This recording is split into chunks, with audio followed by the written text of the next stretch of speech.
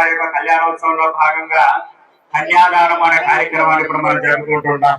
కన్యాదాన సమరే మహాసంకల్ప మంత్ర పఠనం కరిష్యే. కన్యాదాన సమరే మహాసంకల్ప మంత్ర పఠనం కరిష్యే. ఓం అసానంతవేత్యస్య సదాదినారాయణస్య విద్యా ప్రమిదవిద్యా క్రియమానస్య మహాయోగमध्ये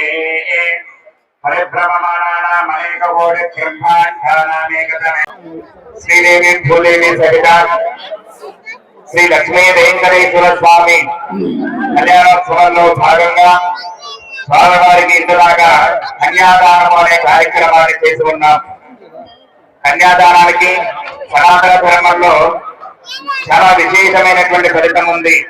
కన్యాదాత అంటే అమ్మాయి తల్లిదండ్రులు సంకల్పం చేయడం జరుగుతుంది. ఏమని అంటే మయాదా దశపూర్వేషాం దశాపరేషాం మధ్వంసానాం పితॄణాం కరగాదుద్యే శాశ్వత బ్రహ్మలోకే నిత్యనివాసమిత్యర్థం.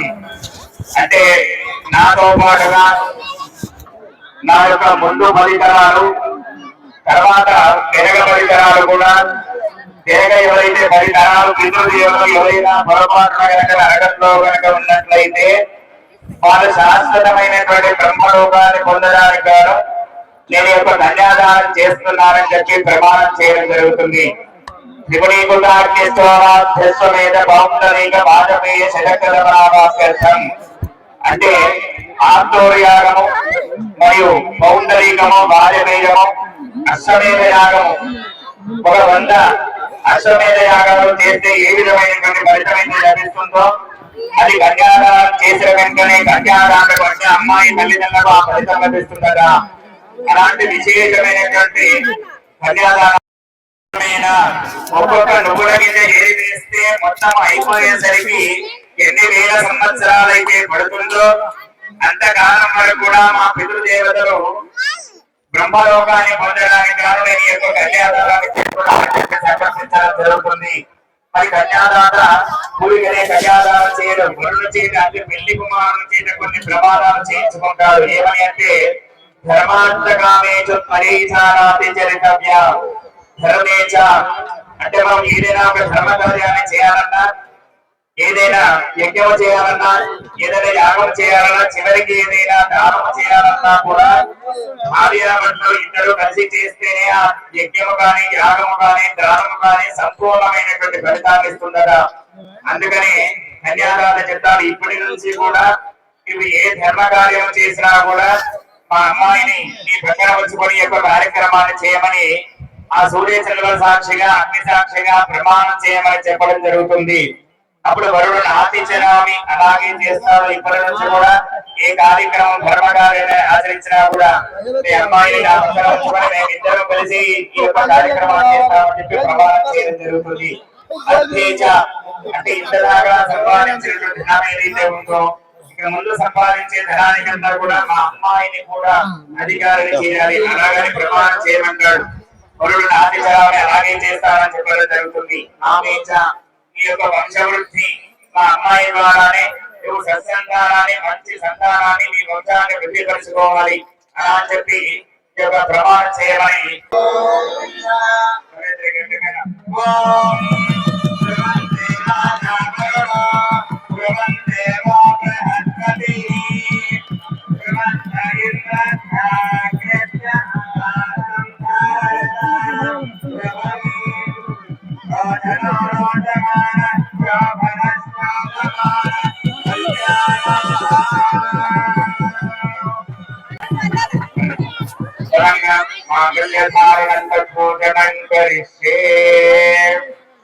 కళ్యాణోత్సవంలో భాగంగా స్వామివారికి ఇంతదాకా సుముహూర్తం అనే కార్యక్రమాన్ని చేయడం జరిగింది.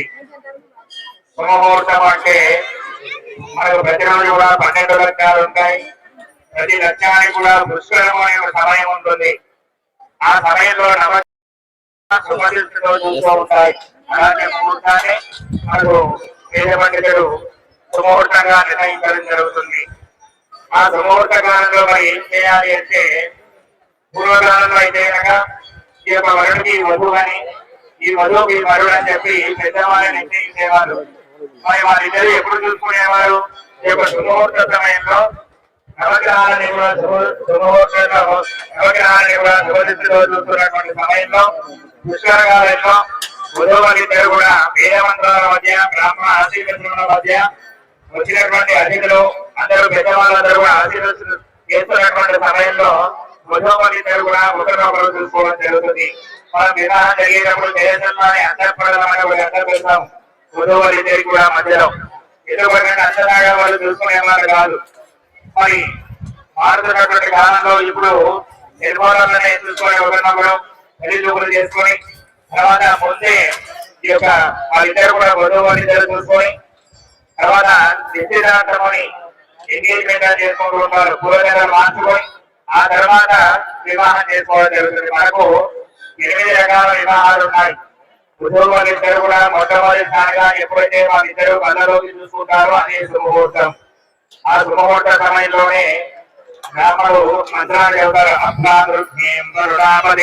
బృహస్పతి అని ఆ మంత్రం చదువుతున్నంత సేపు కూడా వధువులిద్దరు చూసుకోవాలి.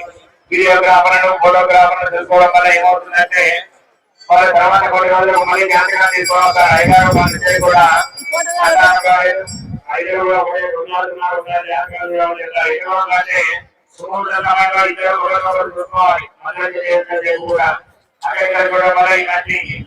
సంభవిస్తూ ఉంటాయి. మరి అలాంటి సమూహంగా వధువులిద్దరు కూడా తిరగరాన్ని తన బ్రహ్మరంధ్రం మీద సరస్వతంగా ఉంచుకొని వధువులిద్దరు కూడా ఒకరినొకరు చూసుకోవడం జరుగుతుంది. మరి ఎందుకు తిరగరాడమే పెట్టాలా, ఎందుకు వేరే పెట్టుకోవచ్చు కదా అంటే కళాశాస్త్రంలో మాకు ఒక ఆచార్య చెప్పాడు. తిరగరాడానికి వశీకరణ శక్తి ఉంటుందట. అందుకనే తిరగరాన్ని ఇద్దరు కూడా శిరస్సుపై ఉంచుకొని ఒకరినొకరు చూసుకుంటుంటే వేద మంత్రాల మధ్య ఆశీర్వచనం చేస్తున్నటువంటి సమయంలో వధువులిద్దరు కూడా ఒకరినొకరు చూసుకొని ఇక తిరగరాన్ని పెట్టుకుంటే వాళ్ళిద్దరు కూడా అన్యోన్య దాంపత్యాన్ని సత్సంతానాన్ని పొందుతారంటే ఈ యొక్క సంతులో మనకు మన ఋతుల యొక్క సాంప్రదాయాన్ని ఏర్పాటు చేయడం జరిగింది. మనకు 8 రకాల వివాహాలు ఉన్నాయి. వధువులిద్దరు కూడా మొట్టమొదటిసారి చూసుకోవడం శుభముహూర్తం. అలాగే వధువులిద్దరు కూడా ఒకరినొకరు చేతి పట్టుకుంటారు, చేతిని తీసుకుంటారు కదా, దాన్ని కరచాలనం అంటారు. ఆ కరచాలనాన్ని పాణిగ్రహణము అంటారు. అలాగే వధువులిద్దరు కూడా పూలజనలు మార్చుకుంటారు, దానికి వివాహము అంటారు. అలాగే మన సాంప్రదాయం ప్రకారం మనము వధువులిద్దరు కూడా మొట్టమొదటిసారిగా చూసుకోవాలని శుభముహూర్తం. ఆ శుభముహూర్తాన్ని మనం ఇంతలాగా స్వామివారి యొక్క కళ్యాణం శుభముహూర్తం ఈ యొక్క శుభముహూర్తం అనే కార్యక్రమాన్ని మనం చేయడం జరిగింది. ఇప్పుడు స్వామివారికి మాంగళ్య ధారణ అనే కార్యక్రమాన్ని కూడా మనం చేయబోతున్నాం. మామూలుగా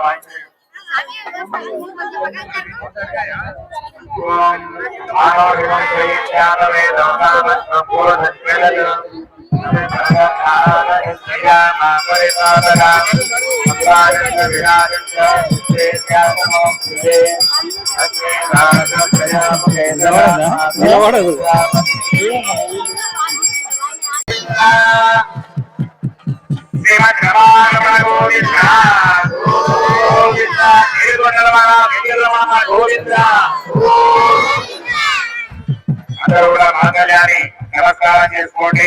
మాంగళ్య ధారణ అనే కార్యక్రమాన్ని చేస్తున్నాం.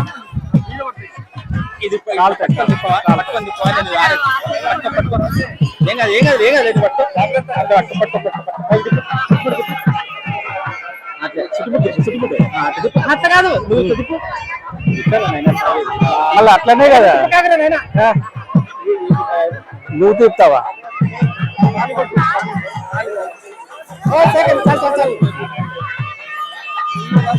లక్ష్మీరమణ గోవింద గోవింద, శ్రీమద్రమారమణ గోవింద గోవింద. అందరూ చేతులు జోడించండి.